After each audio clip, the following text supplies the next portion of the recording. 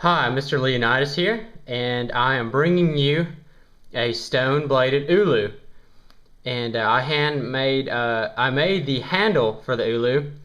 The blade was supplied by DKV Arrowhead Sales. Just to kind of give you perspective on size, got my hands here. I have medium-sized hands, I guess. You kind of got that look there, but the blade, the cutting edge is roughly about 5 inches long.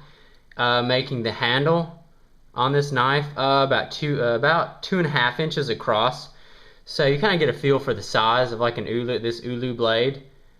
And it's kind of like an oversized push dagger, the long blade. And just to kind of give you a little background on what an ulu actually is, it's basically an Inuit kitchen knife. They use it to skin and clean animals. I read that the Inuit peoples even used it to cut their hair.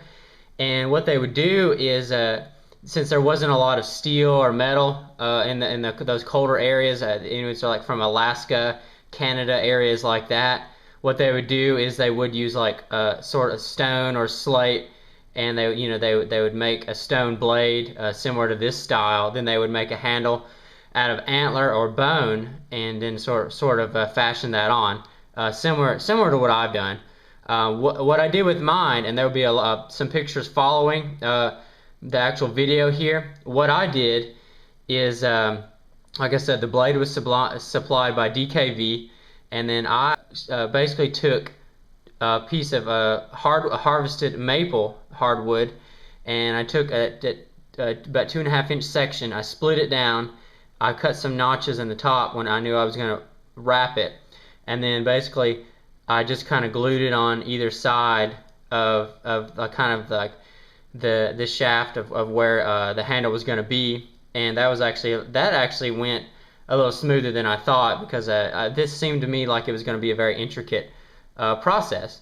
And it took me about an hour to kind of from when I started working with the wood to attaching it to the handle. So like I said, I split down the wood, put the two sections on there. Then I used pine pitch, heated pine pitch, to kind of glue that on. And then once I had that glued on, I had some goat rawhide from the leather guy, and I took about probably, I'm going to say maybe a 10-foot section, and just boiled that in salt water and heated that up to where it was almost, I would say it was like spaghetti noodle. And I basically just kind of wrapped that on and tied it on there really tightly, and kind of set it on how I needed it, and it kind of gave it that extra reinforcement over that pine pitch. And then once I did that, I set it out to dry for probably about 24 hours, and it set up really well, really tightened up, bunched up, and then it kind of gave it this really, I would say, authentic look. And then finally I finished up the pieces of wood with the Danish oil, and just to preserve it in case I ever ended up taking this out in the field and just kind of using it, or just preserving it against time itself, honestly. And I really think it turned out great. The nap blade, Dane always does a fantastic job. It's gorgeous, got a good coloration. As you can tell, I mean, it's not perfect. This side dips down a little more than the other, but really, I mean, I think that just helps the authenticity. You can tell there's a twist in the handle, which I think is kind of neat. Kind of gives you kind of just fits in your hand just right, and lets the blade kind of just stay stable. So it kind of makes just a really neat, like, skinning knife, and just something. It's not really heavy. The hardwood is a little heavier than most traditional woods, but it's still the heavy part is in the blade where the stone is.